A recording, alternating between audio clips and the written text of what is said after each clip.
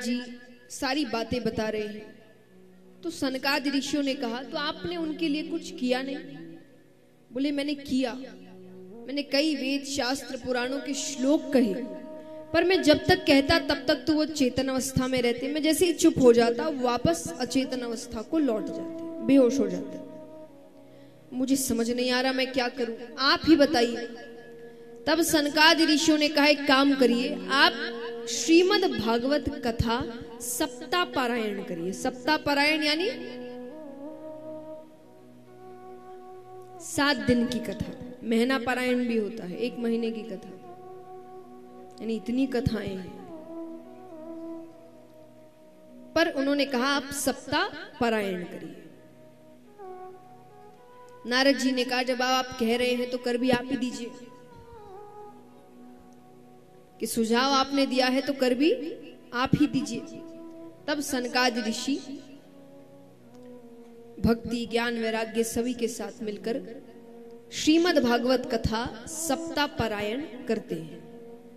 पहले दिन की कथा, दूसरे दिन, तीसरे दिन, चौथे दिन, 5वें दिन, 7वें दिन जब कथा संपूर्ण होती है तब वहां पर साक्षात परम पिता परमेश्वर भगवान विष्णु आते हैं। बोलिए विष्णु भगवान की। ज्ञान और वैराग्य को उनकी यौवन अवस्था देते हैं भगवान। भक्ति से कहते हैं कि उसे वरदान में क्या चाहिए, तो भक्ति कहती है वरदान कहिए या वचन कहिए, मैं आपसे सिर्फ एक वचन मांगना चाहती हूं। एक बात बताइए, भगवान को प्राप्त करने के 2 रास्ते हैं जाने माने, कौन कौन से है वो? सबसे आसान पहले बता दो, एक हम बता दिए, दूसरा कोई और बताए। चलिए, बहुत होशियार। एक भक्ति और ज्ञान। एक होता है भक्ति, नाम संकीर्तन, नाम जप से भगवान को प्राप्त करते हैं। एक है ज्ञान, वेद शास्त्रों पुराणों का ज्ञान होता है, उससे भगवत प्राप्ति होती है। इसमें से ज्यादा महत्वपूर्ण, ज्यादा आसान कौन सा है? जोर से कहिए। ये हमें लगता है नहीं। भक्ति बहुत कठिन है, क्योंकि भक्ति का मतलब केवल भजन कीर्तन नहीं होता कि भजन कर लिया भक्ति हो गई। भक्ति में पूर्ण समर्पण चाहिए। जैसे आप नरसिंह भगत की कथा सुनते हैं, भगवान बड़ी परीक्षाएं लेते हैं एक भक्त की।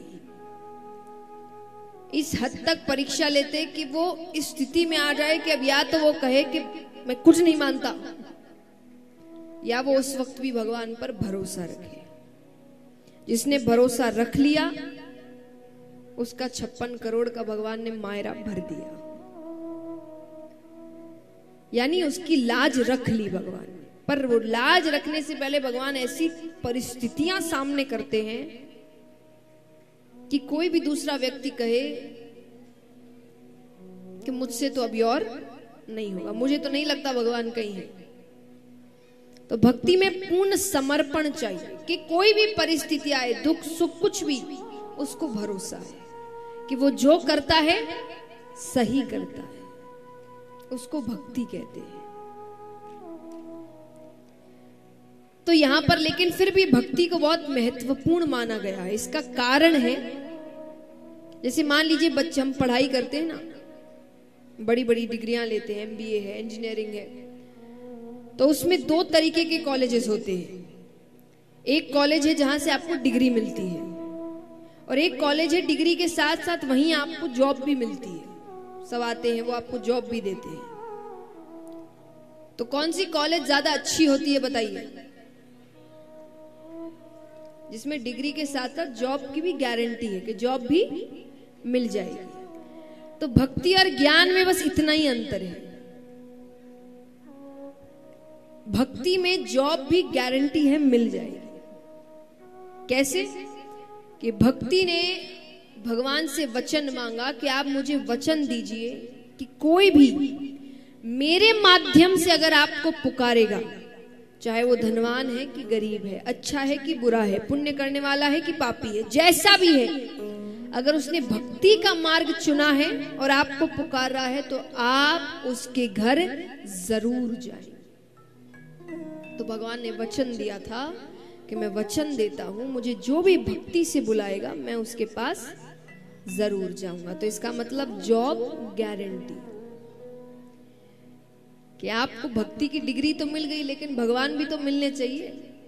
तो यहां इसकी गारंटी है, जरूर मिलेंगे, क्योंकि भगवान ने वचन दिया है, इसलिए भक्ति को ज्यादा महत्व दिया गया है। तो यहां पर भक्ति ने भगवान से वचन मांगा, भगवान ने वचन दिया मैं जो भी मुझे पुकारेगा जरूर आऊंगा। अब यहां जितने भी वहां भक्त थे जो कथा सुन रहे थे, ज्ञान वैराग्य भक्ति, वो सभी मिलकर भगवान को मना रहे हैं